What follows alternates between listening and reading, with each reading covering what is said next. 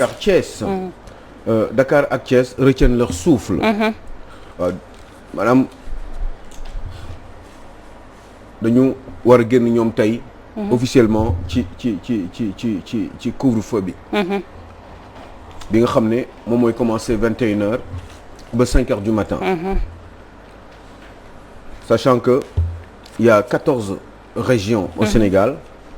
et que ñaar yi le président Macky Sall. avec ses conseils xalaatoon ni dañu leen war a defal couvre-feu parce que coronavirus bi. dafa bari ba jéggi dayoo. ñu joxoon leen 12 jours par décret présidentiel ci diggante bi ñu war a changer article 69 bi nga xam ne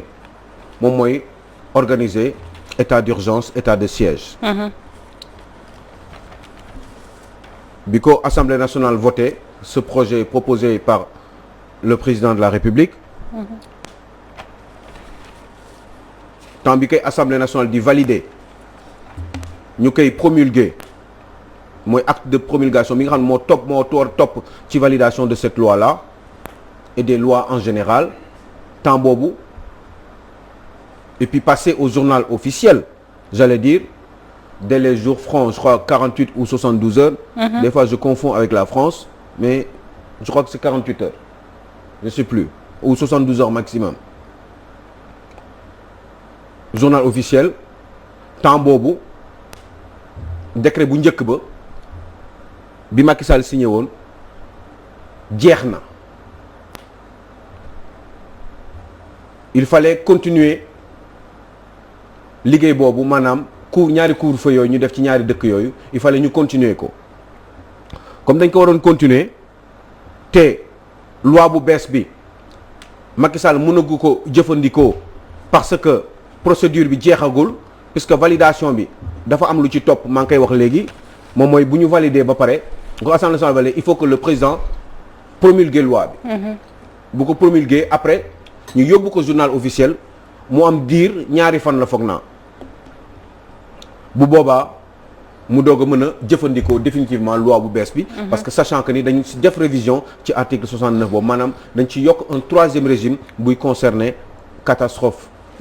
naturelle ak catastrophe sanitaire dañ ko si yokk un troisième régime maintenant que 8 jours yi jeex na 8 jours yooyu nag président Macky Sall il fallait mu continuer couvre-feu bi ci ñaari dëkk yooyu parce que moom dafa xalaat ni loolu dafa war a continuer waaye amatul wooyu jumtuwaay maanaam loi bu koy permettre mu def ko moom président de la République donc mu utiliser beneen processus maanaam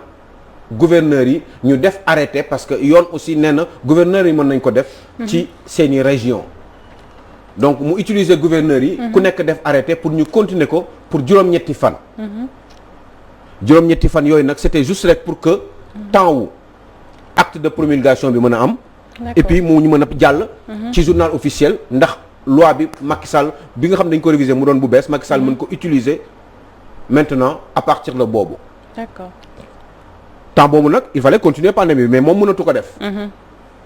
parce que loi bu bees bi mayeegu ko parce que temps bi yeggu fa procédure bi il faut mu mët. alors loolu moo taxoon mu utiliser gouverneurs yi. ñu def 8 jours le temps que moom loi bële mu jàll définitivement ndax mu mën ko jëfandikoo. loolu la def ba tey arrêté yooyu gouverneurs yi signé woon tey la def juróom-ñetteeli fanam. maanaam tey on peut s'attendre à ñu prolonger couvre-feu bi les vues prérogatives yi nga xamante ni moom jamono ji am na ko. moi je pense que vu la situation qui s'aggrave sans être dans le secret de ce Dieu à lui le président de la République. Je pense que il faut que mu continuer waat ko non seulement il faut mu continuer waat ko mais peut-être même il pourrait éventuellement l'étendre logique pour logique sur tout le territoire national léegi tey lay mbir moom mu di jeex ñaari région yooyu donc il faut que moom léegi comme loi bu bees bi jox nañ ko lépp ba lépp jaar na yoon promulgué nañ ko am na jaar na journal officiel jeex na léegi moom léegi téye na loi bu bees bi nga xam ne article 69 bi nga xam ne dañ ko corriger léegi téye na ko lu ko neex mën na ko ci def kon tey on peut partir du principe que à partir d'aujourd'hui ce soir certainement à minuit puisque ci lay arrêté bii di jeex Macky Sall dina utiliser loi am bu bees bi article 69 pour mën a continuer couvre-feu bi ba bis bi mu gisee ni doy na waaye nag neex na de waaw léegi bu ko utiliser à partir de tey est-ce que da koy remettre rek sur Thiès et Dakar ak Dakar sama xel bi nee na ma njort na ni boo sàgganee mën na ko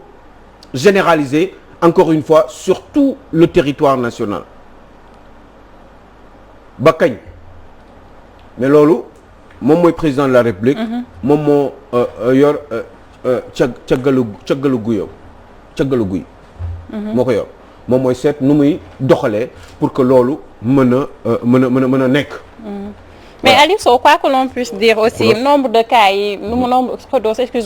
de cas yi mu ngi yokku xam nga même bu fekkee dañoo gis ni couvre-feu bi lee amul benn sens amul sa raison d'être aussi nombre de cas yi ñu ngi yokku bu ñu sukkandikoo ci principe boobu xëy na aussi c'est dans le but de bien faire mooy tax muy doxalee ni ne aussi mu nga au départ dama yaakaaroon ni bon une petite part de raison ni couvre-feu bi dañ ko def parce que gisoon nañu cas yi commencé woon na di gaawaat di ñëwaat di sedd bi commencé et que ça commençait à faire flipper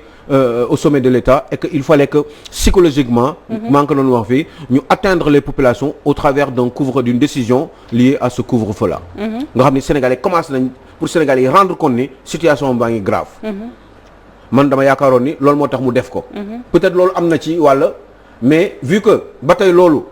Sénégalais yëguñu ko puisque on se rend bien compte que ni mbir maa ngi yokku ba tey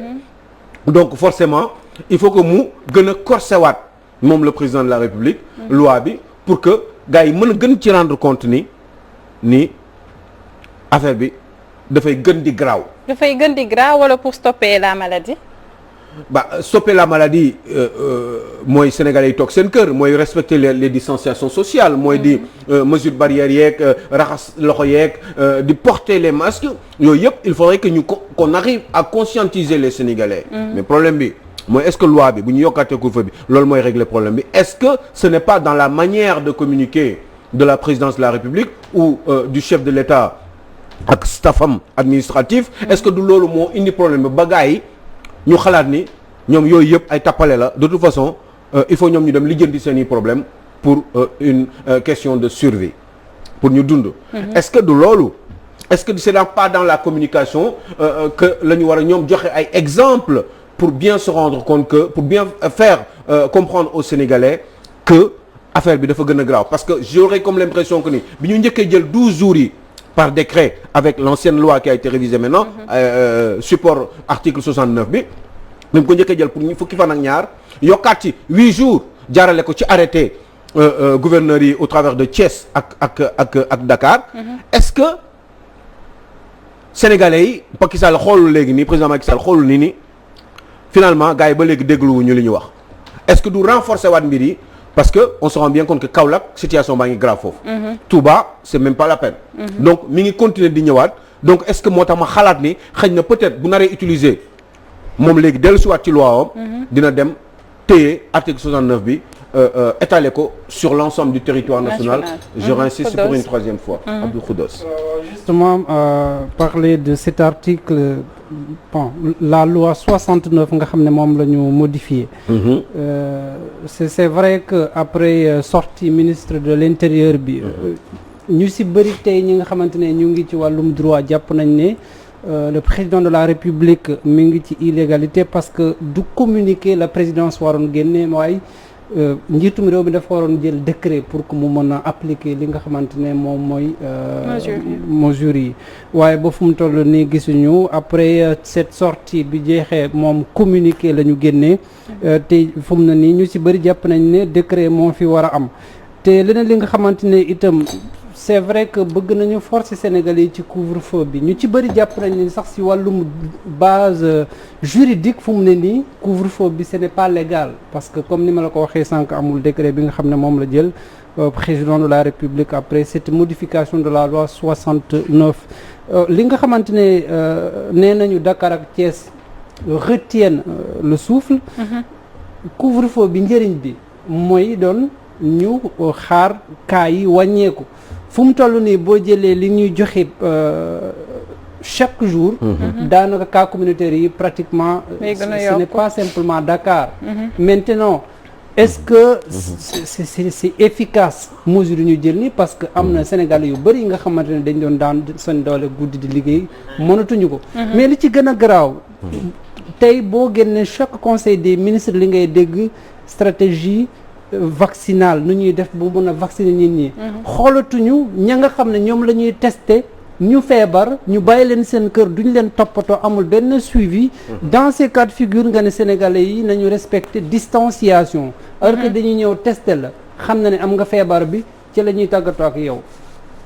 jeex na ngay toog sa kër. nekk ak say famille mais am na benn suivi médical bu ñuy def quand même bu fekkee sa kër ngay toog. dama lay wax li ci gën a garaaw mooy ñi nga xamante ne dañuy génn àddina ba pare ñu ne corona bi moo leen rey te pourtant seen famille lañu nekkoon. ñoom ñoo leen doon assister. c'est pour te dire que dafa am li nga xamante ne ce n'est pas rationnel ci li nga xamante ne noonu leen nekk di doxalee moo tax Sénégalais pour ñu gëm ko dafay metti parce que fu mu toll nii li ñuy séntu ci lii yépp mooy ni ñuy fexe ba vacciner nit ñi. mais balaa ñu ci yegg nañu fexe itam faj ñi nga xamante ne ñoom ñoo feebar am assistance am suivi médical am sensibilisation sénégalais yi xam ko mais loolu yëpp bu amul jàpp naa ne dañuy anticiper ci li nga xamante ne itam man couvre-feu bi li ma ci jaaxal dama bëggoon a xam ban impact lay jouer ci feebar bi ci corona vraiment man bëggoon naa koo xam ndax li Xuddoos wax tey ñu ci bëri ñu ngi doon liggéey ci guddi gi léegi kenn liggéeyatul ci guddi gi léegi li tax cas communautaire yi di gën a bëri tey am naa benn jàngat bu ndaw bu ma ci def ñi doon liggéey ci guddi gi ak ñi doon xaw a di yéex a xëy ñëpp ñooy xëyandoo xat-xatloo njëkkante ci tataay ci marché yi pour mën a gaaw retourner tey da ngay xool 19h bu jotee wala 20h njëkkanteem oto mi ci tali bi xat-xatloo bi ci marché yi. plus de rassemblement lépp mu ngi noonu lépp fitna lañ ko ne la ko nit ñi di defee ngir lan daw 21h fekk la ci yoon bi. ngalawaay tey ñoo def mesure barrière yi te nit ñi demeek seen xel conscience xam ni feebar baa ngi fi jël suñuy matuwaay maytu moo gën ñuy parax li tey bu ñu njëkkantoo rek tey kenn ku ci nekk demoo sa conscience tranquille tey dajaloo dayam te dajaloo boobu mu ngi noonu kon couvre-feu bi ban sedd bi sax ku kat man rek 20h da lay fekk sax dëgg la kay doy na waar daal en tout cas Aliou Sow ñu daal di dem ci l'évidence donc l'évidence def ci xëtam gu njëkk nouvelle gestion de société nationale mu mel ni société yu ci mel ni La Poste Dakar Dem Dikk Sonacos vers le précipice loolee la évidence daal di def ci xëtam gu njëkk donc daal di def ci journal bi le nataalu Bibi Oumar Boun Khatab Sylla bu Dakar Dem Dikk donc Fada mu mel ni bu Sonacos jamono ji ñu ngi ci face à la catastrophe loolee la évidence daal di def ci xëtam gu njëkk mooy évidence dafa situer les trois grandes sociétés nationales au Sénégal yi nga xam ne dañu nekk ci ay situation yu difficile mais c'est une évidence que ni y a beaucoup d'autres sociétés nationales dans ce pays qui ont autant de difficultés que ces trois sociétés qui sont citées par le quotidien L'Évidence. Évidemment on en parle avec La Poste bi nga xam ne dafa nekk ci déficit de pratiquement plus de 42 milliards poste bi nga xam ne pour ñu yóbbu la fa en tant que directeur général il faudrait que en général que vous soyez proche du président de la République en place et ben poste yàqu na yaxeet et puis Poste sax source dafa mel ni ci loolu la ñëw parce que def na ci xëtam gu njëkk le groupe La Poste sucé à hauteur de 42 milliards de francs CFA mu mel ni ils ont traité de Samba Alar njiital réew mi Macky Sall. mais oui mais aussi celui qui l'avait nommé là-bas boo xam ne moom moo jiitu woon aussi Abdoulaye Bibi Baldé. Avant Abdoulaye Bibi Baldé, c'était Siré Dia. Siré Dia, le distributeur de billets de banque au niveau de la zone de Thiès. Siré Dia, qui était un ancien cadre de la Poste, mais qui justement par chance de sa proximité vis-à-vis du président de la République, en tout cas proximité politique, a été bombardé donc directeur général de la Poste pendant 5 ans et demi, même presque 6 ans. te fan temps boobu mu fa toog yëpp effectivement syndicat poste yi ñu ngi doon yuuxu di jàmbat la manière de gérer de Siré Dia. Donc surtout dañ doon demander à Siré Dia les états financiers parce que entreprise quelle qu'elle soit cette entreprise de surcroît une entreprise nationale at bu nekk war na génne ses états financiers yoo xam ne Siré Dia pendant tout le délai de temps qu'il est resté justement Salma Ibrahima Fall au niveau de la Poste et bien musul nangu joxe état financier yi état financier yi moom mooy maanaam at ba at dellu soir nan nga gérer xaalisu poste bi nan nga gérer liggéeyu waa poste comment vous avez fait fan nga yooyu daal les priorités xaalis bi noo ko utiliser yaa ngi ne ana lu dugg ana lu génn et cetera. Comme ce que Oumar Boun Khattab Sylla disait à Maître Moussa Diop à Maître Moussa Diop disant que 30 milliards de francs CFA la am comme gap. Oui mais c'est normal mais 30 gap bu fekkee ne mën nga leb sa xaalis gap xaalis 30 milliards yoo xam ne da nga ko leb mais da nga ko utiliser investir ko ci biir entreprise bi nga gis ci ay njëriñ.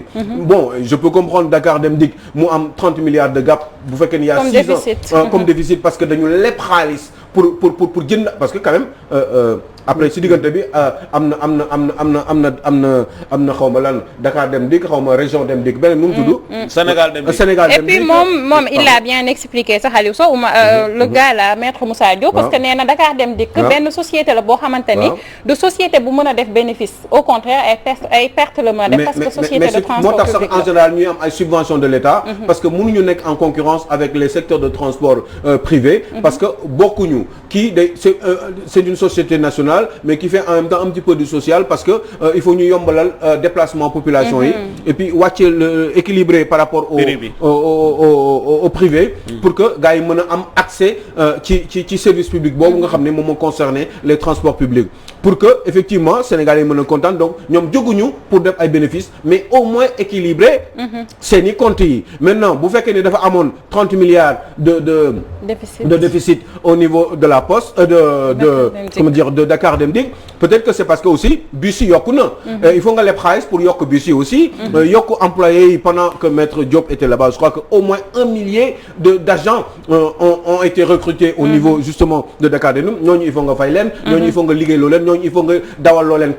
bus yu bees yi nga xam ne da nga ko jënd. ñooñu te bus yooyu boo koy jënd xaalis nga koy jëndee donc forcément xaalis bi il faut nga jëlee ko feneen. il faut juste que rek li ngay leb nga mun ko utiliser à bon escient pour que mu doon njëriñ et puis mu mën la permettre au moins même à défaut de faire des bénéfices mu mën la jëriñ pour que yow nga mën a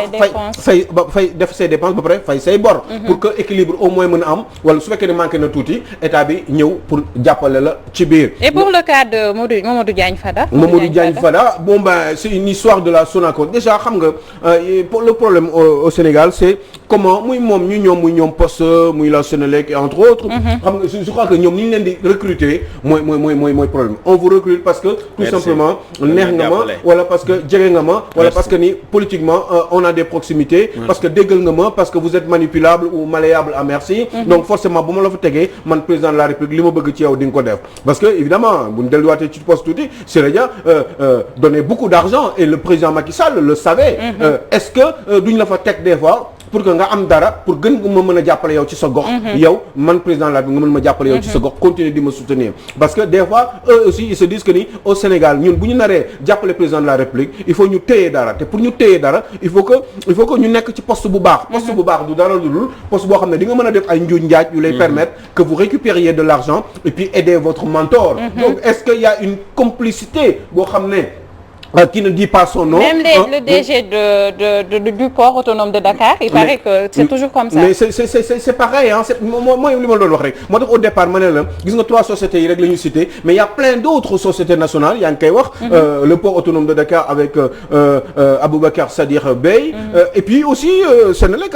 c'est pareil, hein. Il y a beaucoup de problèmes bi tey actuellement tous les syndicats réunis. ñi nga xam ne dañu àndoon ak moom sax au départ tel que ñoom ay Habib Aïdara. Ils se sont retrouvés autour de l'ensemble des syndicats pour dénoncer actuellement la gestion donc de Pape Mademba bi tey donc loolu qu'est-ce qui favorise tout ça lan moo mën a tax gars yi ñu leen comprendre est-ce qu'il y a de la manipulation en même temps c'est vrai parce que boo jëlee pour le cas de la Senelec nga xam ne dama siy gëstu lu bari bon ben on voit bien que y a comité élargi bi nga xam ne moom moo nekk autour du directeur général ils sont au nombre de normalement ils sont au nombre de 50 à 53 pourtant bi tey ne prend que 5 directeurs généraux yoo xam ne ñoom rek lay liggéey ñeneen ñi mu teg leen fële sans doute parce que ñooñu wax dëgg yàlla xëy na ànduñu dans le même sens que moom mu bëgg donc c'est d'une évidence à la poste c'était pareil avec Siré Dia imaginez bien Siré Dia n'a jamais donné mais loolu xaw ma loolu man xaw ma moo tax des fois les corps de contrôle là je me demande bon je sais pas peut-être dañ leen di tënk wala yooyu des fois dama naan mais man loolu nan la mënee nekk nga toog ci béréb société nationale pendant 5 ans et demi presque 6 ans yow mosoo joxe état financier yi syndicats yi pour ñu teg seen bët xam yow nan nga gérer chaque année ci audité wuñ kenn wax la finalement benn sanction rek lañ la def jël la ndànk teggi la fa teg fa keneen et ben kooku nga xam ne tamit ministre la woon ñu wàccee ko yóbbu ko foofu parce que il faut qu'on le place quelque part parce que moom tamit maire Kolda la et puis il faut que mu am fu mu jàpp aussi pour mën a continuer di jàppale président mais fu mu jàpp mooy fan ñoom bu fekkee ne xaalis bi nga ñoo la jëlee ci béréb yi ñuy liggéey pour jox ko population yi c'est d'une évidence que ni forcément dina am ay trous parce que dañu war a jàppale président bi ndax loolu moo tax ñu teg leen fa donc Siré Dia c'était pareil moo tax gis nga dañ ko jël teg ko de côté rek bàyyi ko noonu waxuñu ko dara sanctionné wuñ ko audité wuñ ko convoqué wuñ ko OFNAC amul et cetera alors que le président avait dit que OFNAC pour ñoom ñee la donc c'est d'une évidence que ni c'est pas facile des fois gestion wu réew parce que état d'esprit bi ñuy demee la on part du principe que quand on a un poste de responsabilité ou une direction générale il faut forcément que mu doon poste boo xam ne dina ma permettre man ma mën a am nu may récupérer de l'argent pour mën ko saaw ci samay population pour mën a jàppale sama kilifa bi nga xam ne moom moo fa teg état d'esprit boobu Salma Ibrahima Fall moo war a jeex imaginez bien Pape Samba bi tey qui disait des choses Pape Mademba bi tey qui disait des choses au départ que tout allait bien qui était en phase avec les syndicats et que disait que lépp baax na après qui revient pour dire que lépp baaxatul que il y a beaucoup de difficultés il y a des contrats qui ont été signés et qui ne sont pas bons syndicats yi ànd ak moom léegi syndicats yi dellu siwaat ñoom ñëpp dajaloo amul benn syndicat bu kiiwul ñoom ñëpp a dajaloo ànd ak waa yi ne ko yow ni ngay gérer réew Senelec baaxul parce que effectivement il y a beaucoup de problèmes yoo xam ne liés à des déficiences de compteurs compteurs yi seetlu ngeen Sénégal tey jii nii compteurs yi kenn amuñu compteur ñu bari dañu soxla compteur pour am courant mënuñu am compteur au Sénégal parce que dañu am ay déficit parce que xamuñu jënd ñi wala ñi ñu signé loon ay contrat pour am ay compteur dañ ko annulé wala ñi nga xam ne dañu leen signé loon aussi assuré wuñu contrat bi par rapport à ce qui était prévu pour atteindre le gap nécessaire ba nga xam ne population sénégalaise yëpp dinañu am compteur donc gis nga problème yooyu la gars yi di dénoncer actuellement les syndicats ba ñëpp tëb ci kawam di ko traiter de tous les noms parce que tout simplement ils pensent que ni Pape Mademba bi tey géré wul Senelec parce que effectivement dund Senelec mooy compteur mooy Senelec ku amul compteur Senelec mu muy jëriñ parce que compteur mooy tax nga mën a xam kan ak kan mooy sa client yooyu ñuy mën a user électricité bi ñu mën la di fay nga mën a am xaalis mën a gérer assurer une bonne gestion en tout cas donc c'est très très difficile et c'est pas évident dans un pays comme le Sénégal donc c'est toutes les sociétés nationales qui ont des difficultés mais loolu yëpp nag fépp lay baxee mais kan mooy problème bi finalement kan mooy problème bi mooy celui qui est à la tête du pays parce que moom moo leen fa teg moo leen wóolu teg leen fa moom moo ku ko neex mu teg la béréb sàngam moom moo xam yan raison la teg valable pour choisir ces genres de profils là qui finalement xoolal Sonacos rek Modou Diagne Fada qui a été ministre N fois de la République député pendant qu'il était à l'université de Dakar xoolal Modou Diagne Fada boobu tey jii nii mu ñëw rek immédiatement ci biir transhumance boobu c'était une condition quoi ñëwal ma jox la poste nga toog dama lay jox lekk nga toog Aliou Sow nga jox pendant 7 ans il n'avait rien fait ci premier mandat pour gérer aussi mal la Sonacos donc ces gens-là doivent à mon sens être virés et mettre d'autres types de Sénégalais qui seraient incapables de faire ce boulot et puis surtout qui seraient épris et d'éthique ci d'autres types de sénégalais yooyu sax mu mel ni yeneen crack yi nga xamante ne jamono ji dañu nekk dans l'ombre aussi brillant que Diary Sow jamono ji ñoom ñi ngay xam ne ni que affaire Diary Sow bi de dañ ko médiatiser ba mu ëpp et puis favoritisme sax lañu gis ci dossier bi de donc évidence non Rewmi Quotidien daal di def ci xëtam gu njëkk surmené elle va subir des examens psychologiques donc ñu ngi xam ne ni que ni ki démb parrain wam bi de di Serigne Mbaye Thiam daal dina koy fekk foofee mu nekk ngir saytu ko xool bu baax a baax en réalité lan moo ko daal donc moom Serigne Mbaye Thiam sax moo ñu xam ne ni que elle a besoin d'aide elle a besoin d'assistance. Oui. j'avais quand on était petit j'avais une émission j'avais un benn dicté bu ñu daan defal qui s'appelait mon oncle Mamadou. bi c'est mon oncle Serigne Mbaye Thiam. Mon oncle Mamadou il était venu faire ses études à l'école normale de Gorée mais je ne crois pas qu'il soit demeuré instituteur car le commerce l'avait très vite accepté. Charles de day bañ nga kaa nee na ma heure bi jot na Charles nee na kaa bi nga yemale ko foofu. non xam nga lu tax. parce que le tonton Serigne Mbaye xam nga man je comprends pas vous savez pourquoi je fais ça. Parce que en fait j'évite de m'énerver. C'est vrai j'évite de m'énerver parce que je préfère def loolu parce que mettre un peu de boutade parce que xam nga lu tax parce que wax dëgg yàlla la petite là gis nga dem nañ université def fa ay waa Claudel xale jigéen ñi laaj poser leen ay questions lan ngeen xalaat ci xale bi je crois que ça a été une fille extrêmement brave pendant qu'elle était en terminale machin tout ce que vous voulez secondaire ma yeggali wala ma noppi bokk. waaw ay ma continuer 30 secondes là vite fait ah juste rek pour dire que ni je crois que xale bi surmenage xam nga mooy lan. surmenage mooy nga ngay jàng di jàng ba mënatoo ba sa bopp bi fees amoo capacité nga freiner. bon ben c'est normal parce que lui le grand du caaxaan même bu fekkee ne vous êtes bonne ici dans ce pays là et puis moi je vous dis fële ay